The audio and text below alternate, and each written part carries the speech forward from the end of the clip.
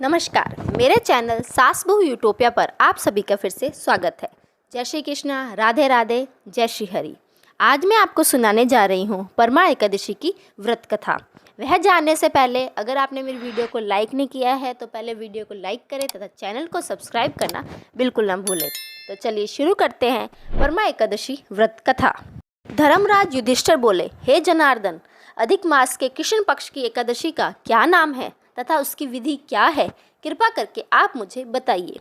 श्री भगवान बोले, हे राजन, अधिक मास में कृष्ण पक्ष में जो एकादशी आती है वह परमा या पुरुषोत्तमी या कमला एकादशी कहलाती है। वैसे तो प्रत्येक वर्ष 24 एकादशियाँ होती है। जब अधिक मास या मलमास आता है तब इनकी संख्या बढ़कर 26 हो जाती है। अधिक मास या मलमास को जोड़कर वर्ष में 26 एकादशी होती है। अधिक मास में 2 एकादशी होती है जो पद्मिनी एकादशी और परमा एकादशी के नाम से जानी जाती है। पद्मिनी एकादशी शुक्ल पक्ष में और परमा एकादशी कृष्ण पक्ष में आती है। ऐसा श्री कृष्ण ने अर्जुन से कहा। भगवान श्री कृष्ण ने अर्जुन को इस व्रत की कथा व विधि भी बताई थी। काम्पिल्य नगर में सुभेदा नामक एक ब्राह्मण अपनी पत्नी के साथ निवास करता था। ब्राह्मण बहुत धर्मात्मा था और उसकी पत्नी पतिव्रता स्त्री थी। यह परिवार बहुत सेवाभावी था। दोनों स्वयं भूखे रह जाते परंतु अतिथियों की सेवा हृदय से करते थे। धन अभाव के कारण एक दिन ब्राह्मण ने अपनी पत्नी से कहा, धनोपार्जन के लिए मुझे परदेश जाना चाहिए क्योंकि इतने कम धनोपार्जन से परिवार चलाना अति कठिन काम है। ब्राह्मण की पत्नी ने कहा, मनुष्य जो कुछ पाता है वह अपने भाग्य से ही पाता है।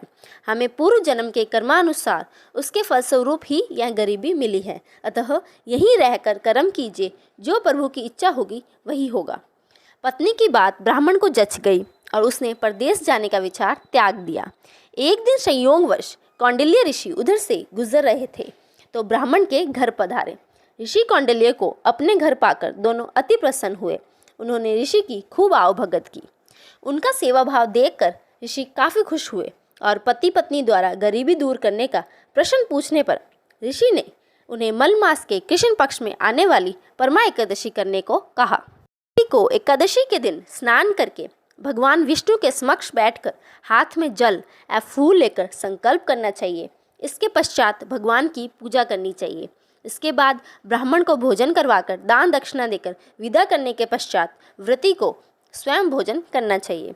उन्होंने कहा, इस एकादशी का व्रत दोनों रखें। यह एकादशी धन वैभव देती है तथा पापों का नाश कर उत्तम गति भी प्रदान करने वाली होती है। धनाधिपति कुबेर ने भी इस एकादशी का व्रत का पालन किया था, जिससे प्रसन्न होकर भगवान भोलेनाथ ने उन्हें धनाध्यक्ष का पद प्रदान किया था।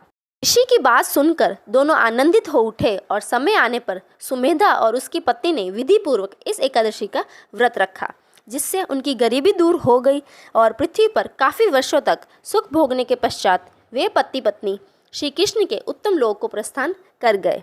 अतः हे नारद, जो कोई मनुष्य विधि पूर्वक इस व्रत को करेगा भगवान विष्णु निश्चित ही कल्याण करते रहेंगे। यहीं पर हमारी परमा एकादशी की व्रत कथा संपूर्ण होती है। आप सभी को यह वीडियो कैसी लगी? अगर अच्छी लगी तो इसे लाइक करें तथा चैनल को सब्सक्राइब करना बिल्कुल ना भूलें। धन्यवाद।